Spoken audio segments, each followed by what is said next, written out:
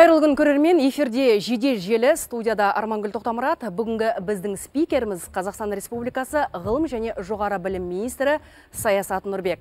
Саясат мырза, қош келдіңіз. Төрлетіңіз, қалыңыз қалай? Саламатсыздар ма, қалдарыңыз қалай? Сұхбатқа дайындығыңыз қалай? Жақсы, жоғары деп жоғарылатыңыз, отырыңыз. Құрметті көрермен, біз бүгін жоғары білім, ғылым саласындағы түйткілді мәселелерді талқы таразыға саламыз. Көкейкесті сауалдарыңыз болса, жолдаңыздар. Ол үшін экранда көрсетілген телефон нөмірлеріне хабарласып, ұлттық арнаның әлеуметтік желідегі парақшаларына жазсаңыздар болады. Бір сағат бойы Саясат мырза сіздермен тікелей байланыста болады. Біздің мақсатымыз маңызды сауалға жедел жауап беру. Айтпақшы, мектеп, балабақша мәселелері ғылым және жоғары білім министрлігінің құзырына кірмейтін ескерте кетейін. Саясат мырза, енді сіз осымен жедел желіге екінші мәрте келіп тұрсыз. Көп-көп рахмет. Сіздің салаңыз өте ауқымды, жауапты, бір сағат жетпей қалуы мүмкін. Дегенмен халықтың көкейіндегі ең маңызды сауалдарға жауап беретін ашық сұхбат болады деп сенемін, яғни есеп сұхбат емес. Арманға үлкен рахмет. Ашық, біз әрине жиналып қалған сұрақтар да бар. Мінекейіңіз біздің жаңадан құрылған министрлігіміз бір жарым жылға толып отыр. Жақсы. Енді алдымен сұхбатымызды бастамас бұрын мына бір видеоға назар аударсақ, әріптестер берсеңіздер. Есіңізде болар, осыдан 3 ай бұрын Алматыда хостелда өрт болып, 13 адамды ажал құшты, оның 3-і студент деген ақпарат бар. Жалпы осы жатақхана мәселесін шешу үшін хостелдерге студенттерді орналастыру, ол сіздің бастамаңыз болған. Идея жалпы сәтті болды деп айта аласыз ба? Енді біріншіден осы қайғылы оқиғаға қатысты. Бұл өте үлкен трагедия. Біз бәріміз қайғырдық, ата-аналармен бірге, ұжымдармен бірге. Әрине бұл жеке меншік университеттерде оқып жүрген балалар, бірақ біз қазір бөлмейміз, мемлекеттік жеке меншік үлкен қайғылы сондай оқиға орын тапты. Енді мына жатақханаларға келетін болсақ, біріншіден бұл бір жылда жиналған мәселе емес, 2 жылда жиналмаған мәселе емес. Бұл бір 50-40 жылда жиналып қалған мәселе. Неге десеңіз, соңғы үлкен құрылыс 60-70 жылдар болған өткен ғасырда, совет кезінде. 90 жылдарда да біз өкінішке орай көп жатақханалар жоғалтып алдық. Мына жекешелендіру 90 жылдарда, 2000 жылдардың басында. Қазіргі таңда мына министрлік құрылғанда біз 2022 жылдың тамыз айында осы мәселемен бірден кірістік. Осы мәселеге 87 мың төсек орын тапшылығы болған тұғын. Қазіргі таңда 17 мыңға дейін түсірдік оны. Бұл үш үлкен бағытта жұмыс атқардық. Біріншісі әрине құрылыс. Жыл сайын 10 мыңға жуық бюджеттен қазір біз төсек орындарды салып жатырмыз. 22 жыл 30 жатақхананы салдық, енгіздік. Былтыр 43 нысананы жатақхананы 10.304 төсек орынға. Оның алдында 21 жылы 30 жатақхана, ал 2018 жылы 7 жатақханамен бастағанбыз жыл сайын. Сондықтан жылына бір 40-50 жаңа жатақхана, кемінде бір 10 мың төсек орынға. Ол жеткіліксіз. Сондықтан екінші үлкен шара ол жеке меншік секторды тарту. Үкіметтің толыққанды қазір былай күші жетпейді. Оны біз мойындауымыз керек. Сондықтан біз мына арнайы нормативтік субсидиялар бар. Яғни жеке меншік мердігер, құрылыс компаниясы келіп жатақхананы салған жағдайда біздің қаржы орталығы 6 айдың ішінде ақырындап осы ақшаны толтырып қайтарып береді оларға. Жақсы қабылдады нарық. Сол 43 нысанамыз, сол оның бір кемінде жартысы осы жеке меншік компаниялардан тартылуымен биыл негізінде осы механизм жұмыс істеуге бастайды. 131 жобаны бастап жатырмыз біз қазір. Яғни бізге келген қазір 131 компания қызығушылық білдірді. 2 арнайы жобалы офисім ашылды Алматы мен Астана қаласында. Мына жерде айтып кетейін, бұл тапшылық тек қана негізінде 2 үлкен қалада, Алматы мен Астанада. Енді Ақмола облысында біраз бар, солтүстік Қазақстан облысында, Шымкент қалаларында, қалғандарда профицит. Мысалы, кейбір өңірлерде тапшылық жоқ, керісінше 400-500 төсек орындар бос қалып жатыр. Тағы да бір соңғы 3-ші бағыт, бір нәрсеге көзіміз жетті. Ең үлкен мәселе мына үлкен қалаларда ол жер мәселесі. Яғни учаскелер аз жаңа жатақхана салуға. Сондықтан қазір реконструкцияға, яғни жаңарту, жаңғыртуға нормативтерді биыл көтеріледі 2 есе. Қазір болған қонақ үйлер, хостелдар, басқа бизнес орталықтарды тез арада жатақханаға айналдыруға мүмкіндік беріп жатырмыз. Енді соңғы сіздің нақты сұрағыңыз, осы идея енді негізінде ол менің идеям болмаған. Бұрын да хостелдермен келісім, басқа қонақ үйлермен келісім шарттарға қолға отырып, келісім шарттарға отырып, біздің жоғары оқу орындарымыз жалдаған. Қазіргі таңда 79 хостелді жалдап отыр біздің 22 университетіміз. Бірақ біз оны тәртіпке келтірдік. Сондықтан мына қайғылы оқиға бізден қол қойылған хостелдарда болған жоқ. Тәртіпке келтірдік, арнайы талаптарды қойдық. Оның ішінде санитарлық талаптар, қауіпсіздік талаптар, біздің қол қойылған хостелдармен. Осы хостелдерде студенттердің қауіпсіздігі қалай сақталады? Қандай да бір жүйелі түрде тексерістер жүргізіле ме? Сосын жаңа айттыңыз ғой, 79 хостел қанша студент тұрады? Осылай нақтылаңызшы. 8 мыңға жуық студент тұрады сол 79 хостелда. Көбінесе Алматы қаласындағы жоғары оқу орындарымыз 3 мәрте тексеру бар. Бірінші, балалар кірудің алдында жазда барып біздің арнайы комиссиямыз тексереді. Сосын жылдың ортасында, сосын мына жазда балалар демалысқа шыққанда соның алдында кіріп 3 рет тексереміз біз. Ол бекітілген біздің тәртібімізбен. Оның үстінде енді әр өңірде біздің арнайы омбудсмендеріміз бар, уәкілдеріміз бар. Олар жыл бойы барып осы мониторингті жасайды.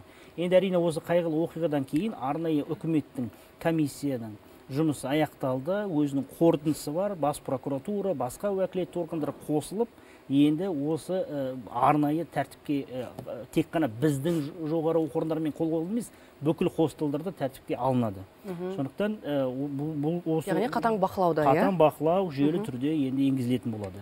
Осы ретте министр мырза, бір сұрағымыз бар еді. Осыдан бір жыл бұрын студиямызға келгеніңізге әрбір студенттің қолына 50-60 мың теңге пәтер жалдауға беріледі деп айттыңыз. Жалпы бұл басталды ма? Қазір қанша студентке берілді? Талаптары қандай? Ол уәдені әлеуметтік осал топтарға, ол уәдені орындадық біз. Президенттің арнайы тапсырмасы да бар.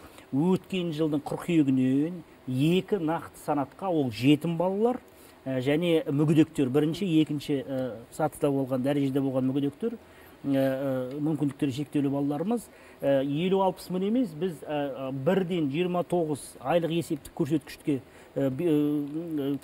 құжатты қамтамасыз еттік. Бұл қазіргі таңда 3450-100 мың 50 теңге.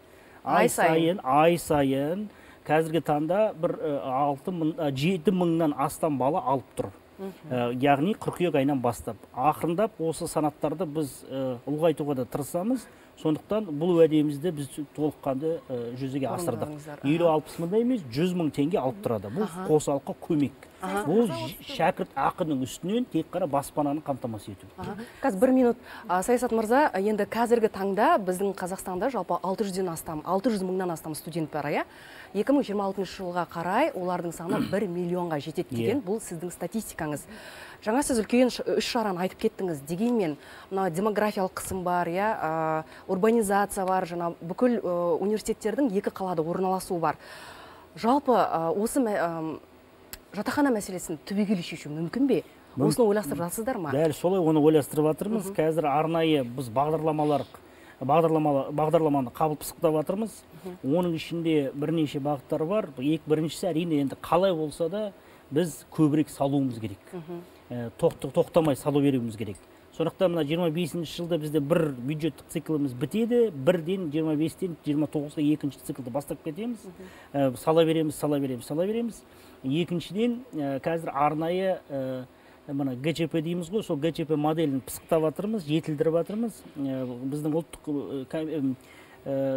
экономика министрлігіміз қатты қолдап жатыр бізді, қатты көмектесіп жатыр.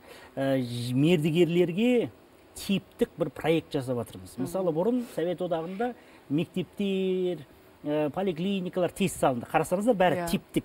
Яғни арнайы оның жобалау керек жоқ. Міне келсеңіз, жобалау сол керекті құжаттарды дайындаудың өзі 2 жылмен өтеді. ПСД дегеніміз жобалық құжаттардың пакеті.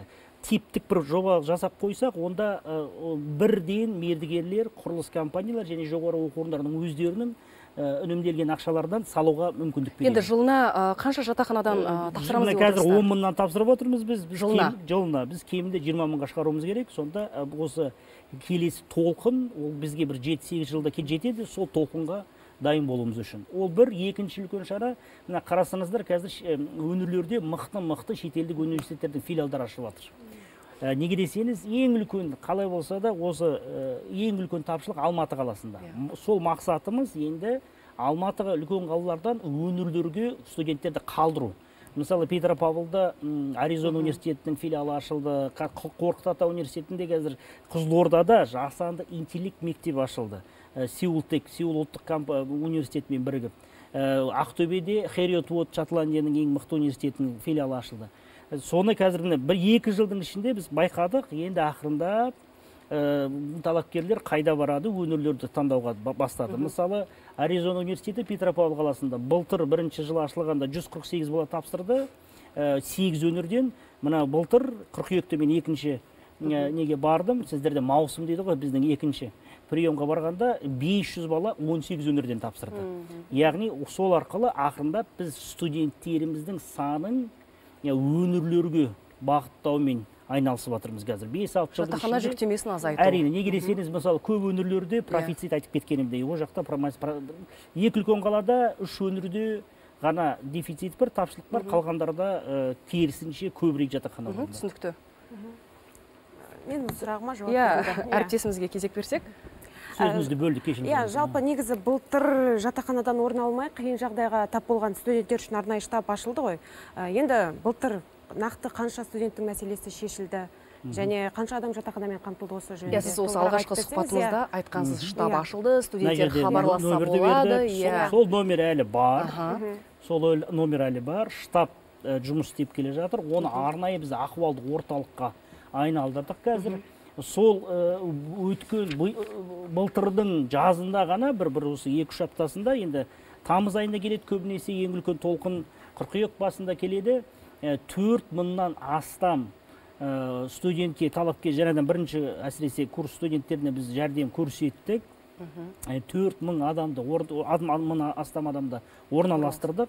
Оның ішінде бір 50-60 шақты балаларды, есіңізде болса, біз арнайы ахуалдық орталықтарды жасап қойдық. Мысалы, 1-2 күнге далада қалып қалған балаларда, соларды да орналастырдық. Сәтбаев университетінде, Абай университетінде. Сондықтан осы ахуалдық орталық жұмыс істеп келе жатыр. Номері сақталды. Сол арнайы оқытылған бізде адамдар бар сол жерде, білетін осы, кіммен хабарласу керек, қалай хабарласу керек. Оларды біз қазір керісінше оның үстіне оқытып жатырмыз. Мына психологиялық ерекшеліктерді адамдармен жұмыс істеуде. Оның үстіне қазір Алматы, Астана қаласында арнайы жобалық офистер ашылды. Сол жеке меншік компаниялармен қазір жұмыс істеп жатырмыз. Жақсы. Оның үстіне тағы да соңғы бір жақсы жаңалық, ол мердігерлерге бізде арнайы үкіметтің қаулысы бар. Шетелден келген инвесторлар арнайы преференциялар алады, көмек алады. Жерді мысалы грант ретінде алуы мүмкін. Енді кез келген компания, мердігер құрылыс компаниясы, инвестиция компания, жатақхана немесе академиялық бір жаңа корпус ашайын десе, соған ақша салайын десе, стратегиялық инвестор мәртебесін алатын болады. Яғни сол үкімет қаулысына сондай өзгерісті енгізіп қойдық. Сондықтан осы бүгінгі алаңды қолданып, тағы да мен жекеменшік компанияларға үндеу тастағым келеді. Енді сіз жоғары оқу орындарымен жұмыс істесеңіздер, жатақхана салсаңыздар, жаңа корпустар салсаңыздар, біз үшін, үкімет үшін стратегиялық инвестор боласыз. Түсінікті. Енді Түркістан облысынан көрерменіміз қоңырау шалыпты, күтіп қалды. Қоссаңыздар, әріптестер. Қайырлы күн. Өзіңізді таныстырып, қысқа нұсқа сұрағыңызды айтсаңыз, сізді тыңдап тұрмыз. Қайырлы күн. Айта беріңіз. Түркістан облысы Жетісай ауданынан Абжанов Адылхан зейнеткер. Былтырғы жылы қазан айында осы жедел желіге Сырдария университетінің жабылу жөнінде министр мырзаға сұрақ қойғанмын. Сол кезде ол кісі мен желтоқсанға қарай барамын. Сөйтіп анықтаймын, жауап береміз деп. Мен енді көпшіліктің атын айтып отырмын. Өйткені бірнеше мұғалімдер жұмыс жасаған, бәрі қысқарып жұмыссыз болып қалды. Екіншіден студенттердің бәрі Шымкентке барып, жатақханаға, басқаға тұрып, сондай жағдай болып жатыр. Енді Қазығұрттан бері қарай есептесеңіз, Жеті ауданда 1 миллионға жақын халық тұрады. 1 миллионға жақын халыққа бір университет неге артықтық қылды? Менің түсінгенім, университетті жауып тастаған, иә? Ол бұрыннан жауылған. Ол бұрыннан жауылған. Сұрағыңыз түсінікті. Ол бұрыннан жауылған университет. Осы былтыр ағамыз осы сұрақты көтерген.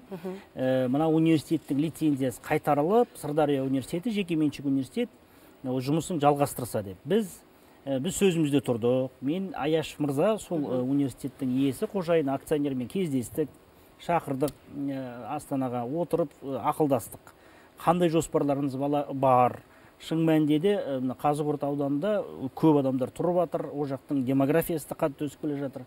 Бірақ қазіргі таңда мынандай бір келісімге келдік. Шымкент қаласында қазір үлкен жаңа университет ашып отыр ол кісі. Ал мына бұрынғы болған Сырдария университетінде көбінесе мына денсаулық сақтау немесе креативті өнерге, шығармашылыққа жақын бір колледж тәрізді немесе бір арнайы орталық тәрізді нені ашамыз деп. Сол жұмыстар жалғасуда, әлі біз тоқтатқан жоқпыз. Қазір мен тағы да осы ақпан айында жекеменшік университеттердің басшыларын жинаймын. Әр басшының өзінің сондай жобаларымен келеді. Сондықтан осы мәселені де ақпан айының басында біз талқылайтын боламыз. Бір шешімге, соңғы шешімге келетін боламыз. Яғни назарыңызда сіздің. Жоқ, ұмытқан жоқпыз, ол кісілермен жұмыс істеп жатырмыз біз. Жақсы, енді әрі қарай біз сұхбатымызды осы жоғары біліммен жалғастырсақ, енді Саясат мырза, өзіңіз білесіз, қазір әлем тез өзгеріп жатыр, иә. Жаңа мамандықтар пайда болып жатыр, ескі мамандықтар қажет болмай жатыр, өнеркәсіптің жаңа салалары пайда болып жатыр, иә. Бұны президент өзінің Егемен Қазақстан газетіне берген сұхбатында да ерекше атап өтті. Осы бағытта сіздің тарапыңыздан, жалпы сіздің министрліктің тарапынан қандай жұмыстар қолға алынды? Енді өздеріңізге мәлім, осыдан бір 6 жыл бұрын мен үлкен бір жобаны бастаған тұғым, жаңа мамандықтар атылысы деген. Сол атылыстар қазір жаңартылып жатыр. Атылыстардың негізінде бір 72% бүкіл жоғары оқу орындарының бағдарламаларын біз жаңартып жатырмыз қазір. Оның үстінде әр өңірдің қазір өздерінің атылыстарын жасап жатырмыз, мамандықтар атылыстарын. Былтыр 5 өңірде бітті: Маңғыстау, Астана, Алматы. Қазір осы жылы біз тағы да 10 атылысты бастап жатырмыз. Биыл Алла жазса бітеді бұл бағдарлама. Мақсат әр өңірдің экономиканың ерекшеліктерін есептеп, қарастырып, талдауын жасап, өңірлік университеттерді сол өңірлік экономиканың негізгі кадр даярлайтын орталықтарға айналдыру. Неге десеңіз, өкінішке орай кейбір өңірлік университеттерде тым көп мамандық оқытылады.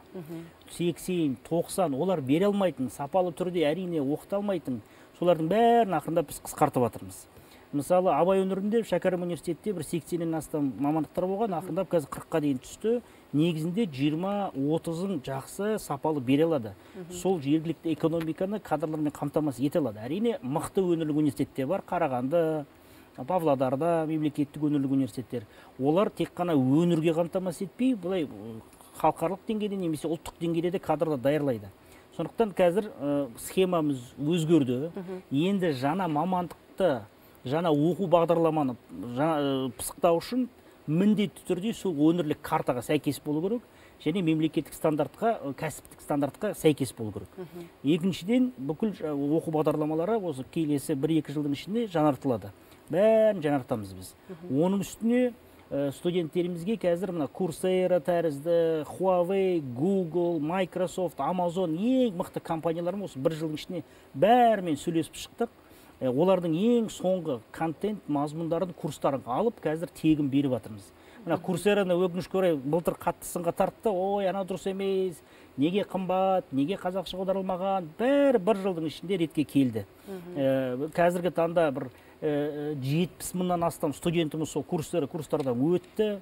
Бір 40 мыңнан астам сертификаттарды алды. Биыл біз осы бағдарламаны кеңейтеміз. Және де тағы да үлкен бір сүйінші жаңалық.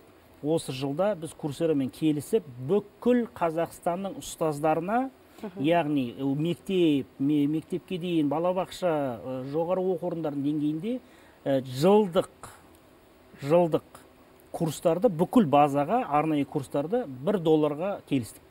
Жылдық, яғни әр ұстаз, оны қазір бюджеттен көп ақша емес, бізге қазір 400 мыңнан астам ұстаздарымыз бар, енді 500 мың дейік.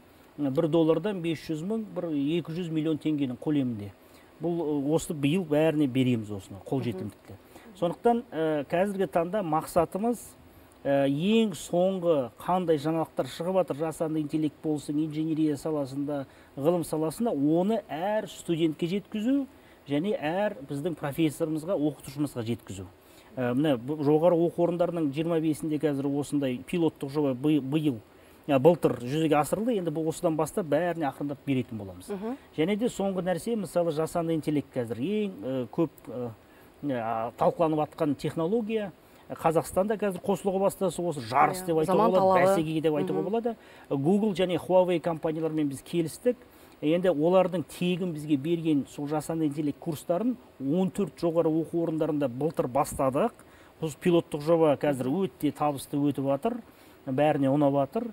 Оны келесі жылдан бастап, енді осы оқу жылынан бастап деп, енді бүкіл жоғары оқу орындарды беретін боламыз. Мақсатымыз жоғары оқу орында бітірген біздің түлегіміз міндетті түрде жасанды интеллект тәрізді жаңа технологияларын міндет игеру керек. Жақсы, түсінікті. Енді жоғары білімдегі мүмкіндіктерді, жаңалықтарды, әлбетте мәселелерді шағын жарнамадан кейін талқылайтын боламыз. Бізбен бірге болыңыздар. Құрметті көрермен, біз әрі қарай жалғастырамыз. Эфирімізге енді қосылған көрермен болса еске сала кетейін. Біздің бүгін студиямыздың қонағы ғылым және жоғары білім министрі саясаты Нұрбек мырза. Тікелей эфирде сіздердің көкейкесті сауалдарыңызға жауап береді. Көрерменнен келген қоңырау бар екен, қабылдасақ, әріптестер қоссаңыздар. Қайырлы күн, есіміңізді айтсаңыз, сұрағыңызды қысқа нұсқа.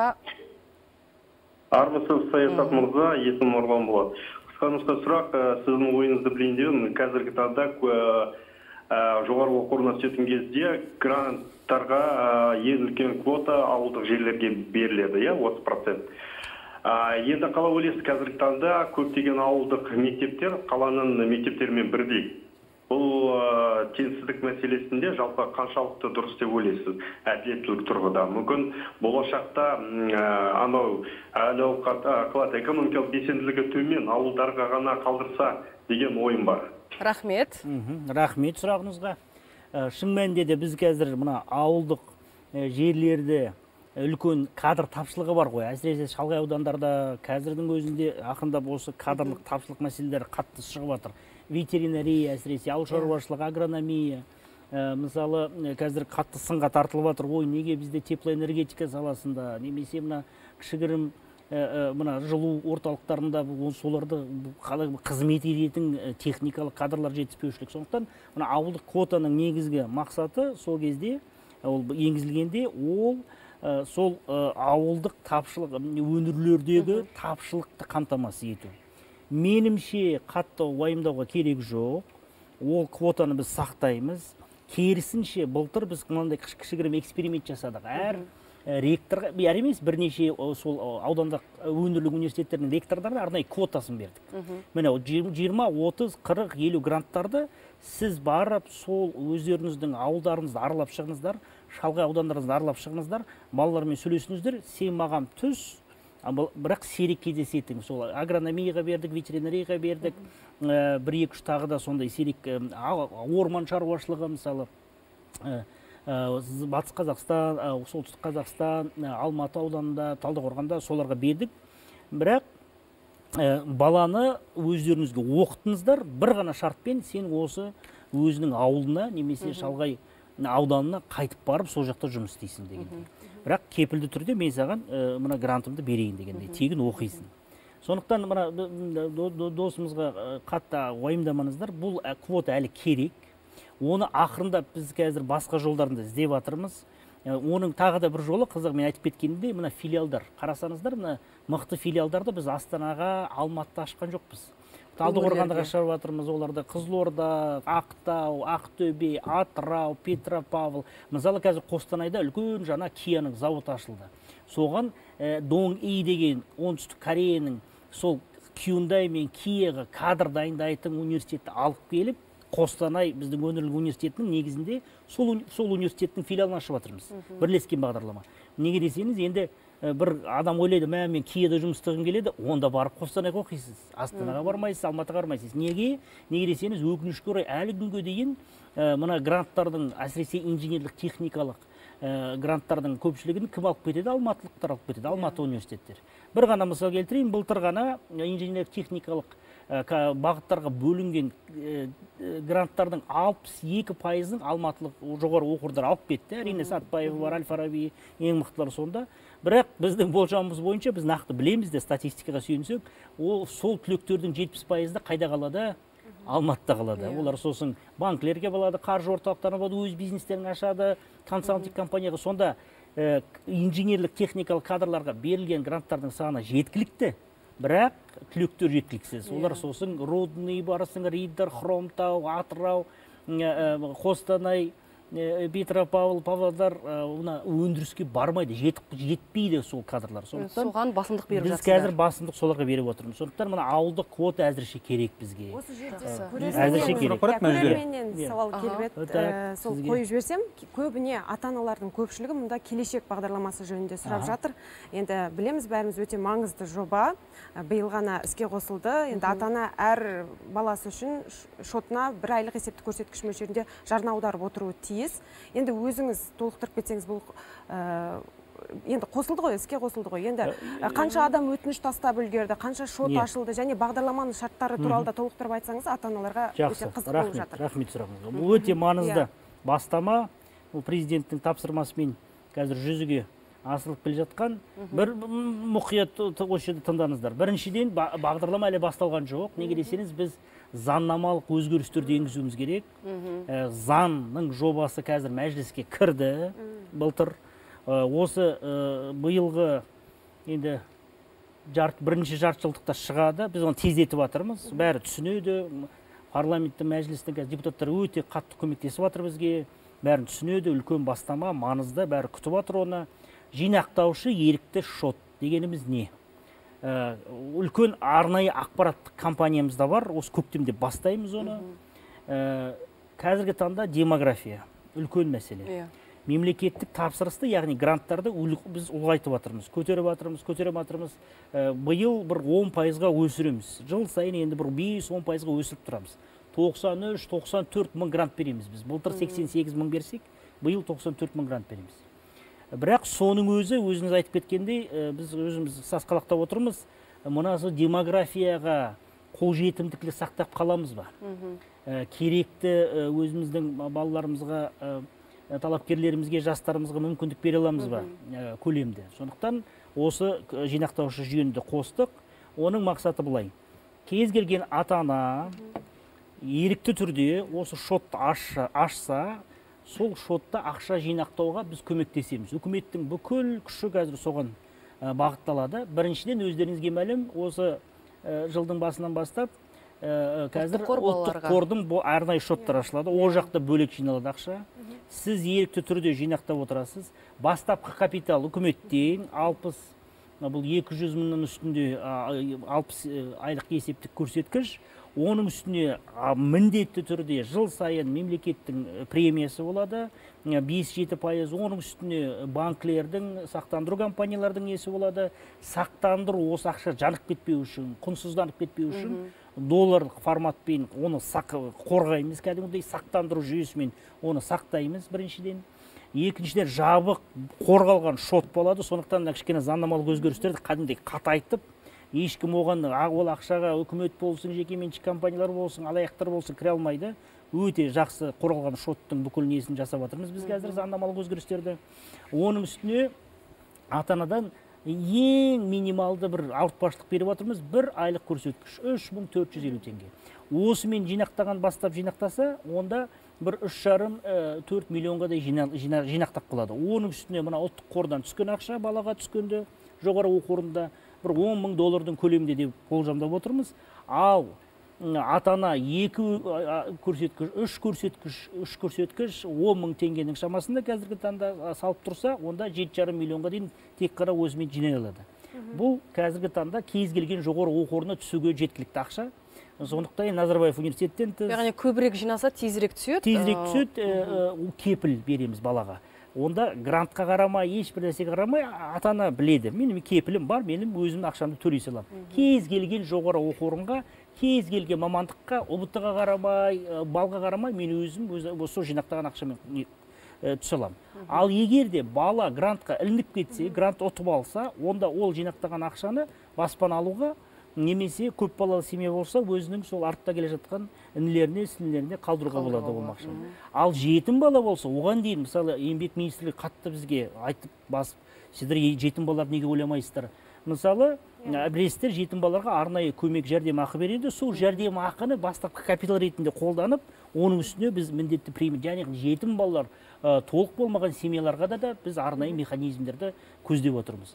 Сондықтан бірақ жәрдемақылары олардың да өз еркіне берілетін шығар, иә? Береді, бірақ оны бастапқы капитал ретінде де қолдануға болады, тезірек ақша жиналсын деп. Сондықтан ондай да түрлі механизмдер біз қазір қарастырып жатырмыз.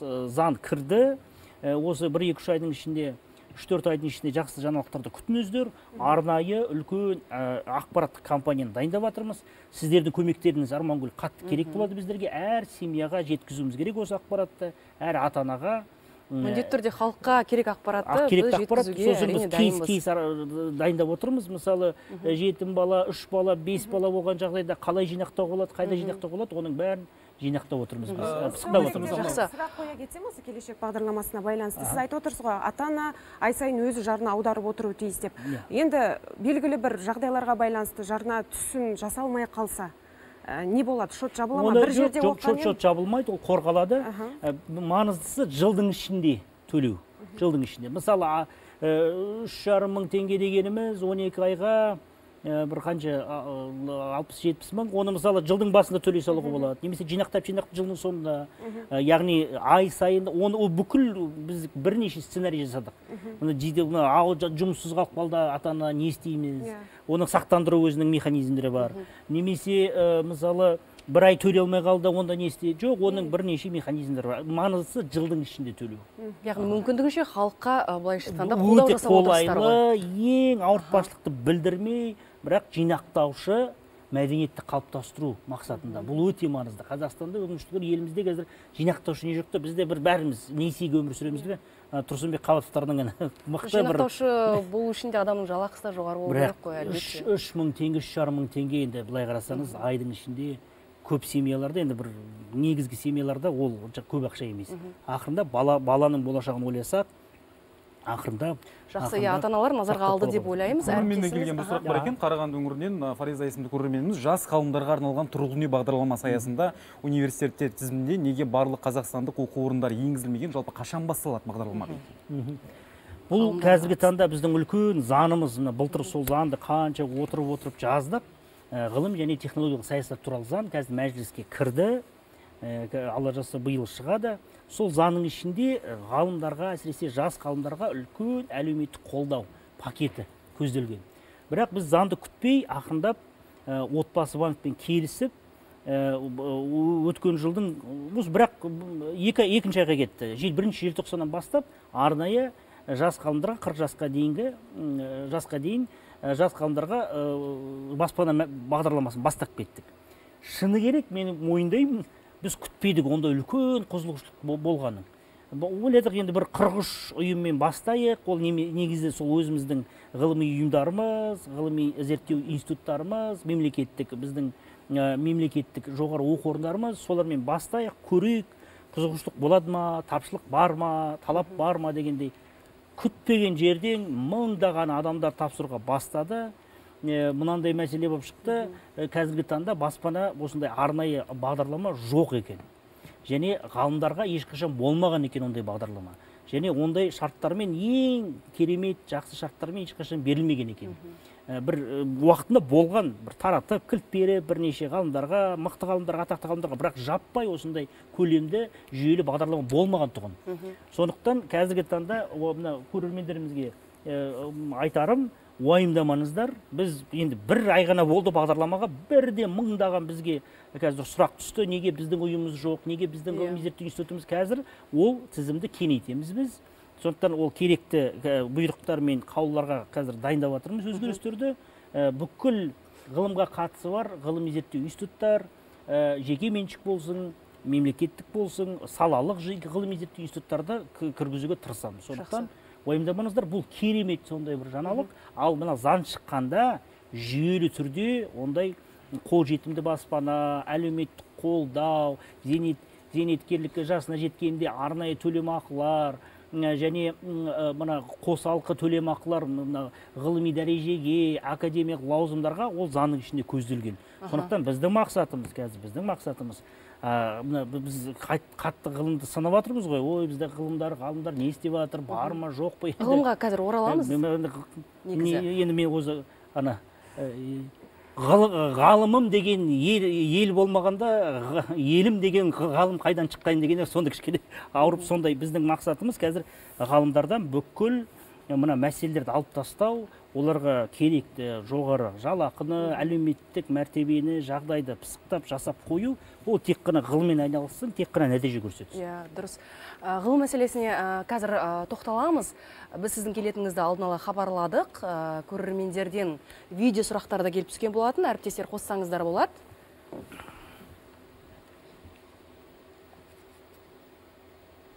Мен есімім Абдулғазиз, мен Евразия ұлттық университетінің бірінші курс магистрант. Евразия ұлттық университетінде оқу аудиторияларында қазір таңда интерактивті тақталар жетіспеуде, құрал саймандар, құрал жабдықтар жетіспеуде. Және тағы бір қояр сұрағым бұл жерде. Көп мұғалімдер қазір таңда лекцияларды орыс тілінен қазақ тіліне аударуда. Бұны қалай шешуге болады? Қазақ тілінде ғана өздері неге жазбайды? Енді өзіңіз білесіз ғой, саясат мырза, президенті негізінде білім мен ғылымды қазақиландыруымыз керек деді. Бірақ өкінішке орай, жаңа студент дұрыс айтып жатыр, бізде көпшілік дәрістер болсын, материалдар болсын, кітаптар болсын, барлығы аударма. Осы мәселені қалай шешуге болады? Енді біріншісі мына жабдықтау мәселесіне бастадық. Сұрағыңызға рахмет. Шын мәнінде де біздің инфрақұрылымымыз, академиялық инфрақұрылым, жабдықтау, құралдар, зертханаларымыз ескіріп кеткен. Оны мойындаймыз. Оны есіңізде болса, міне бірінші осы былтыр бір жыл бұрын мен де айтқанмын. Осы бір жылдың ішінде мен бүкіл жоғары оқу орындарын аралап шықтым. Бәрін, бүкіл өңірлік, әр өңірге барып аралап шықтым. Бүкіл ғылыми зерттеу институттар, зертханаларын бәрін аралап шықтым. Шын мәнінде де өте қиын жағдай. Сондықтан біз арнайы инфрақұрылым даму және жабдықтау бағдарламаны бастадық. Үкімет қатты қолдады бізді, керекті қаржыландыруды бөлді. Былтырдан бастап, былтыр мысалы 841 біз түрлі қондырғылар, түрлі құралдарды алдық, бердік оларға. Бірақ енді ғылыми зерттеу институттардың халдері одан да мүшкіл. Мына жоғары оқу орындарынан қарағанда. Сондықтан солардан бастадық. Енді жыл сайын біз арнайы ғылыми зерттеу институттарға және жоғары оқу орындарына жабдықтау қосалқы қосымша инфрақұрылым дамуына беретін ақша бөлетін боламыз. Мысалы, былтыр ең үлкен сондай ақшаны алған бізде арнайы ол біздің Сейфуллин атындағы агротехникалық университет 4,5 миллиард теңге. Бұл тек қана дамуға, жаңа зертханаларды, құрал, сайман, қондырғыларды алуға. Биыл арнайы тағы да бір 4-5 осылай университетіміз осындай қосымша қаржыландыруды алып отырады. Енді қазақ тілі, орыс тілі былтыр үлкен 7 жылдық бағдарламаны біз пысықтадық. Есіңізде біз сол былтыр ғылым мен жоғары білімнен бастадық. Біркелкі бағдарлама енді 7 жылдық тіл саясатын даму бағдарламасы. 5 үлкен бағыт, соның бір бағыты мемлекеттік тілді ғылым және технология тіліне айналдыру деп. Оның ішінде мысалы қазірден бастап кеттік, мысалы терминология мәселесі өте маңызды, кішкене шатасып кетті бізде терминология. Бір ғана комиссия болғандығын, оның ішінде тарихшылар, тіл танушылар, инженерлер, химиктер бәрі бірінен ішінде. Енді оларды бөлдік, бөліп жатырмыз, бөлек гуманитарлық, әлеуметтік пәндер терминологиялық комиссия, бөлек инженерлік техникалық комиссия. Екіншіден, мына курсері тәрізді курстардың бәрін жаппай қазір қазақша аударып жатырмыз. Бір жақсы жері мына жасанды интеллектінің ол мәтіндерді тез сөзге айналдыруға мүмкіндік бар. Біздің тіл қазына деген арнайы ғылыми зерттеу институтымыз бар. Мына телеграмға кірсеңіздер, қазір арнайы боттарды жасап шықтық біз. Яғни, мысалы, осы жылдың былтырдың сонында курсераның 4000 курсы қазір қазақ тіліне аударылды. Машиналық аудару мүмкіндіктерді қазір толыққанда пайдаланамыз біз. Тіл қазына институты өздеріңізге де, журналистика бақтарға да көмек. Мысалы, ең үлкен проблема қандай қазір журналистерге? Сұхбат алғанда жазып алады да, сосын отырып, мынау не айтты екен? Қазір сол мәтінді сөзге айналдыру, сөзді мәтінге айналдыру қазірден тексеруге болады. Біздің боттарымыз бар, былтыр жасаған, қолдана беріңіздер. Жақсы, қазір тексереміз. Бізде шағын жарнама, содан кейін жалғастырайық, Саясат мырза. Бізбен бірге болыңыздар.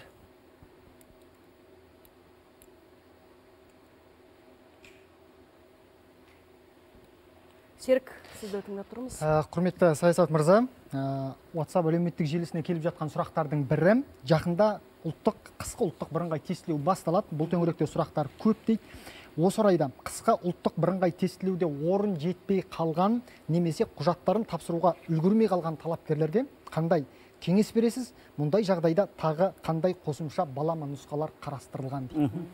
Енді біріншіден өздеріңізге мәлім, біз қазір ұбт-ның пішімінің және кестесін өзгерттік. Енді 5 рет тапсырылады ұбт-ны. Бұрын есіңізде болса, бәрі бір күнге жиналып, өмір, өлім, одан кейін өмір болады ма, суицид мәселесі шешілді. Қарасаңыз, соңғы 2 жылда ондай мәселелер көтерілмейді. 5 рет. Бірінші қаңтарда ақылы, екіншісі наурызда ақылы. Бұлар ақылы түсуге мүмкіндік береді университеттерге, жоғары оқу орындарымызға. Негізгі үлкен 2 ұбт маусым мен мамыр мен маусымда осының арқасында грантқа түсуге болады, және де 2 рет тапсыруға мүмкіндік береміз. Ең жоғары балмен таңдайды адам, талапкер сонымен тапсырады. Және соңғысы тамызда. Тамыз, қаңтар, наурыз ақылы түсуге, маусым, мамыр грантқа түсуге. Қаңтарда неліктен кішкене шу шықты. Неге десеңіз, көп күтпеген көп бала тапсырды, талапкерлер тіркелді. Мысалы, биыл бір 100 мыңнан астам адамдар тапсырса, биыл 135 мың адам тапсырды, тіркелді. Бірақ біз 2 үлкен шараны бірден қолдандық. Біріншісі 6 қаңтарға дейін болды, оны 11 қаңтарға дейін создық, және қосымша 45 мың жаңа тест тапсыратын орындарды бердік. Сондықтан 145 мың қазір тест тапсыратын орындар дайын бізде, өңірлерде 135 мың адамға. Сондықтан енді қазір тиышталды. Ілінбеген адамдарға наурызда тапсыруға болады, және тамызда тапсыруға болады. Әлі 2 мүмкіндігіңіз бар. Бұрынғыдай ойбай болды, міне бір ілінбей кетсем болды, қалдым, 5 рет тапсыруға болады. Сондықтан бұл арнайы жасалған. Наурыз айында, тамыз айында, мамырда, маусымда әлі тапсыра аласыз. Әлі 4 мүмкіндігіміз бар. Саясат мырза, осы жоғары білім саласына қатысты көрермендерден келген сұрақтардың бірі жоғары оқу орнының басшысын тағайындауға қатысты. Осы ретте университетте ешқандай тәжірибесі жоқ шенеунік ректорлыққа тағайындалу дұрыс па, бұрыс па дейсіз? Өз ойыңызды айтып беріңізші. Қазіргі таңда ол талаптарды біз жаңадан қарастырып жатырмыз. Үкіметтің деңгейінде келісілді, жақында енгізіледі күшке. Негізгі талап, ондай мүмкіншіліктер болған жағдайлар, мысалы жоғары мектепте жұмыс істемеген, немесе дәрежесі болмаған, немесе жалпы жоғары білімге соңғы жылдары қатысы болмаған адамдар тағайындалған. Сондықтан талаптар өзгерілді. Мысалы, мынандай талап жаңадан қойылды. Соңғы 10 жылы жоғары білімге қатысы, жоғары мектепке қатысы болатын адам, соңғы 5 жылда жоғары білімде, жоғары мектепте жұмыс істеген адамдарға ғана талапкер ретінде тапсырылады құжаттарда. Екіншіден, директорлар кеңестерінің рөлі де күшейді, және ғылыми кеңестердің рөлі де күшейді. Бұл жаңа талаптар осы келесі айда шығады, бекітеміз оларды. Енді келесі конкурстарды, биылғы конкурстарды жаңа талаптармен қабылдайтын боламыз. Ал отыру уақыттарына қандай да бір лимит бар ма? Лимит жоқ, 3 жылдық келісім шарт. Оны келесі 3 жылдыққа созуға болады. Одан кейін, бірақ біздің қазіргі позициямыз, 2-6 жыл, 3 жылдан 6 жыл отырған басшыларды біз ротацияға жібереміз, не босатамыз. Түсінікті, рахмет. Енді мына көрерменнен келіп түскен сұрақ, мына бүкіл менің әлеуметтік желідегі парақшама жазыпты, қатты өтініп тұр. Әл-Фараби атындағы Қазақ ұлттық университетінің қауымдастырылған профессоры Гүлшарат Минажаева. Ол кісі айтады, докторлық диссертациямды 2010 жылы қорғап, маған 2011 жылы ғылыми доктор дәрежесі берілді дейді. Содан бері ғылыми атақ ала алмай жүрмін дейді. Скопс базасына кірген журналдарға мақала шығардым дейді. Енді профессор атағына өтінім берейін десе, маған 2025 жылға күтесіз дейді. Өзінің ғылым доктор екен баяғыда дәлелдеген ғалым неге осыншалық қағазбастылық кедергілерден өтуі тиіс. Біз қазақстандық ғалымдар шетелдік журналдардың құлдығындамыз дейді. Мен жеке маған жіберіңіз осы ақпарат, Армангүл, өзім қарастырайын. Біздің енді арнайы комитетіміз бар, осы ғылыми атақтарды, профессор, атақтарды беретін, жақында ғана бір қабат беріп тастадық. Мен өзім жеке қарайын бұл мәселеге. Не дейді, қай жерде тіреліп тұр, бір құжаттық қолымнан келсе немесе бүкіл заңға сәйкес келсе көмектесу. Яғни мәселе неден анықтайсыз, иә? Иә, сұрағыңызға жауап жүрген бір сұрақты қоя кетсем, өзіңізге де бірнеше рет қойған шығар бұл сауалды. Енді осы жерде нүктесін қойсаңыз, сіздің балаларыңызға қатысты шетелде оқи ма, әлде Қазақстанда ма? Ойбай, уже бір жыл болып кетті ғой. Бір жыл бұрын мал семьямды әкелдім. Қазір Қазақстанда, Астанада, өзімнің жанымда қазақ мектептерінде оқып жатыр. Ұлым мына білім инновация лицейінде, қалғандары сол қазақ мектептерде. Бәрі жақсы оқиды, бақыттымыз. Жақсы, рахмет. Енді біздің уақытымыз аз қалды. Әлде көрерменнен келіп түсіп жатқан сұрақтар өте көп, сондықтан мүмкіндігінше маңызды сұрақтарға қысқа жауап берсеңіз. Енді мынау ғылым тақырыбына өтсек, сіз таяуда ғана президенттің қабылдауында болдыңыз. Сонда берген есебіңізде сіз жалпы осы ғылымға бөлінген қаржы 2023-25 жылдарда 3 есеге артты дедіңіз. Жалпы осы іргелі бір зерттеулермен айналысатын орталықтарды қаржыландырудың қандай да бір жаңа тетіктері бар ма? Өйткені бұл тұрғыда да мәселелер өте көп. Кері тұстарда, жақсы жалпы қоғамда бір пікір талас тудыратын мәселе да? Әрине. Жалпы мен осы былтыр келгенде есіңізде болса, мына біздің ғылымымызды біз қазір қолданбалы форматқа, коммерцияланды форматқа бұрамыз деген сөз берді. Міне кейініз қазір бірнеше бір жылдың ішінде болған ақырындап бірінші нәтижелерімізді әкелдім өзіммен.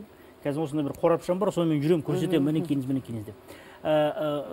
Іргелі ғылымды біз талдадық, қарадық, бұрыннан қабылданған бір дұрыс жақсы шешім болған, оларды тікелей қаржыландыруға ауыстыру. Былтырғы жылдың басынан бастап, енді іргелі біздің институттарымыз тікелей қаржыландыру форматына көшті.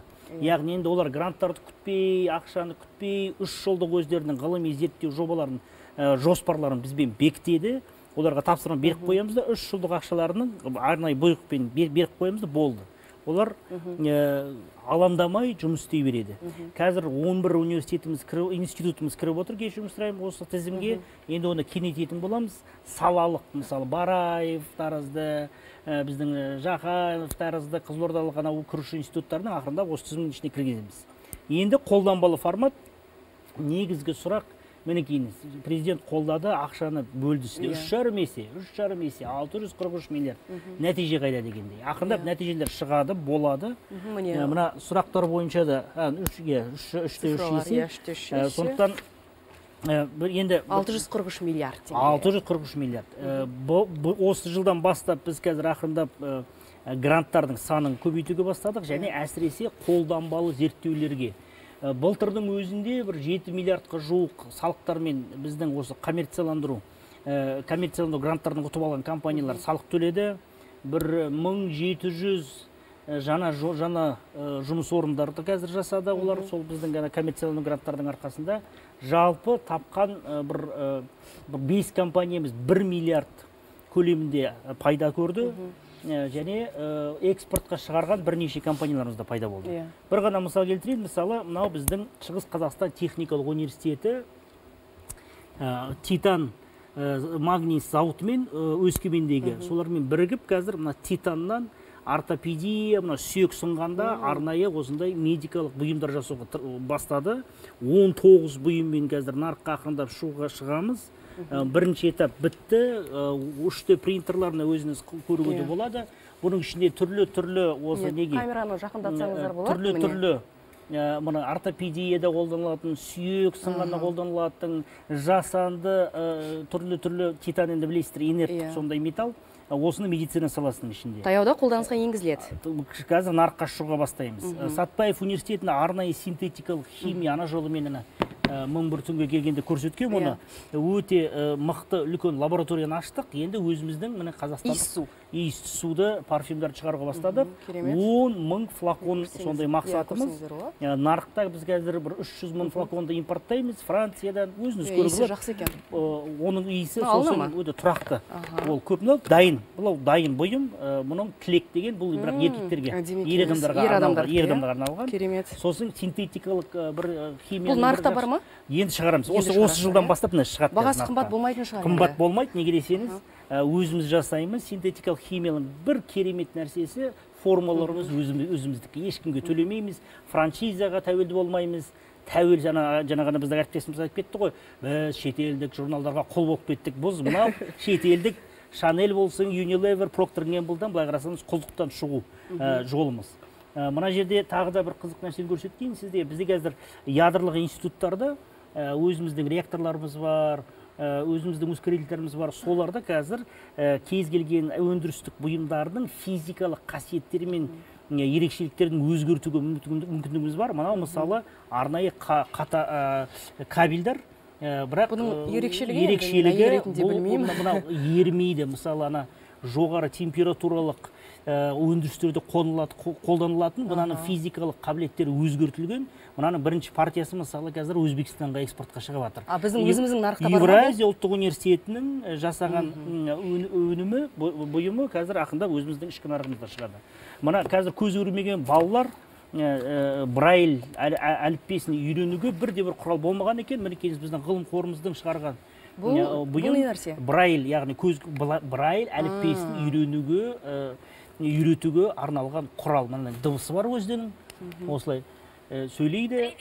Ақырындап орыс тілінде. Орыс тілі, қазақ тілі, ағылшын тілі бар.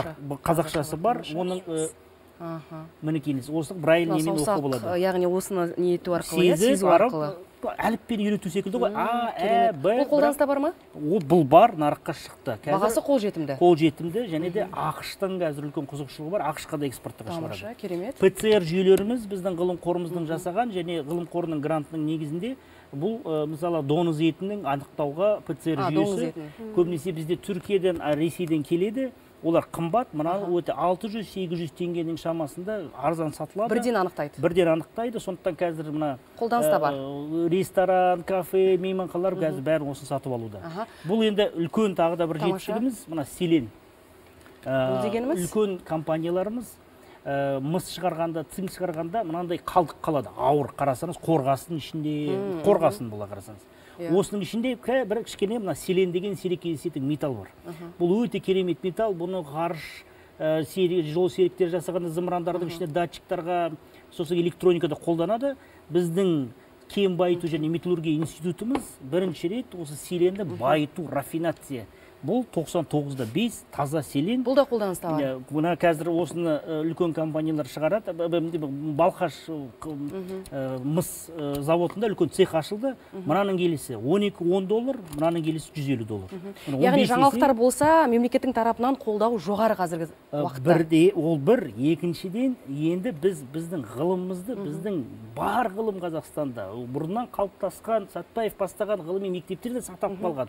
Соларды бірақ біз енді қолданбалы, нақты өндіріске көмектесетін, өндірістің кірісін көтеретін, немесе мына өзіміздің сырттан келген бұйымдардың орнына өзіміздің отандық бұйымдарды шығаратын. Керемет. Саясат мырза, енді 3 минутымыз қалыпты. Көрерменнен қоңырау түсіпті, қоссаңыздар болады. Қайырлы күн, өзіңізді таныстырып, сұрағыңызды қысқа нұсқа қойсаңыз.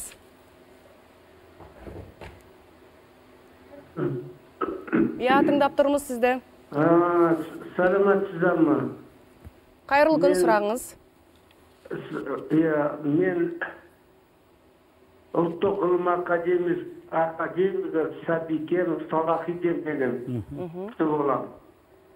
Сұрағыңыз. Сіздерде сөз болды, университеттердің ректорлерін жоғарғы органдар, мемлекет органдары тағайындайды. Нақты сұрағыңызды қойсаңыз. Ал енді бұрын тәжірибеде университеттің ұжымы, университеттің коллектив ұжымы өздері сайлайтын ректорды, өздерінің ішінен доктор, профессорлер толып жатыр ғой, әрбір вузы. Қазір жоғарғы орган министрліктер тағайындайды ректорларды, барлық вузның. Түсінікті сұрағыңыз, рахмет көп сізге. Жауап берсін министр мырза. Рахмет аға сұрағыңызға. Мен жаңағыны айтып кеттім ғой. Біз директорлар кеңестері, әр университетте өзінің директорлар кеңестері не басқарушы органдар бар, қамқоршы және ғылыми кеңес деп қалды. солардың рөлін күшейтеміз. Ағамыз дұрыс айтып жатыр. Мысалы, кейде ұжымға сырттан әбден бір бейтаныс адам келе қалады да, ұжым қалай танымайды ол кісіні, қайдан келген, ғылымға, жоғары мектепке қатысы бар ма, жоқ па дегендей. Сондықтан ғылыми кеңестердің рөлін күшейтіп жатырмыз. Енді ғылыми кеңестер тапсырған талапкерлерге келісімін беру керек. Ғылыми кеңес дегеніміз қазір олардың рөлі өкінішке орай әлсіреп кетті. Олар, яғни сол университеттің ең профессорлары, мықтылары, ғылыми кеңесі енді талапкерлерге қарайды да өзінің пікірін білдіреді. Мына талапкер біздің пікірімізше біздің университетке сай келмейді дегендей. Сондықтан осы жаңадан қазір пысықталып атқан қағидатта ережелерде ғылыми кеңестердің рөлі күшейтіледі. Ағамыздың айтқаны дұрыс. Саясат мырза, бір минут уақытымыз қалды. Енді біраз жаңалықтарды жеткіздіңіз, үлкен жұмыстардың атқарылғанын айттыңыз. Соңғы бір қорытынды сұрақ ретінде қойғым келіп тұр. 2023 жылдың жарты жылдығында сіз президенттің тапсырмасы бойынша өз жұмысыңызға қанағаттанарлық, яғни 3 деген баға қойдыңыз. Содан бері жарты жыл өтті. Енді қандай баға қоясыз? Енді біздің бағамызды қоғам беру керек, біздің бағамызды ғылыми қауымдастық беру керек. Өзіміз, мен өткен жылдың нәтижесінде қанағатым бар. Бірінші нәтижелерім шығуға бастады, қаржыландыру аяққа қойдық. Мына баспана мәселесі тәрізді әлеуметтік жағынан бірнеше жақсы мықты бастамаларды бастап кеттік. Қазір заңымызды дайындап қойдық. Бүкіл заңдарымыз, бір 4 заңымыз қазір мәжіліске кірді. Биыл осы заңдар шығып, бастамаларды жүйелі түрде бір жақсы нәтиже беруге мүмкіндік беріледі. Сондықтан біз осы жылдың соңында келейін сізге, Армангүл, тағы да бір есебімді берейін, немесе бір жақсы беске жеткізем дейсіз ғой. Сүйіншілерімді жақсы жаңалықтармен бөлісейік. Шынымен жалпы министрдің, мемлекеттік қызметкердің бағасын беретін халықтан күтеміз. Рахмет сізге, сұхбат бергеніңізге, маңызды сауалдарымызға жауап бергеніңізге, халыққа ашық болғаныңызға. Құрметті көрермен, біздің эфиріміз осымен тәмам. Ауырмайық, аман болайық.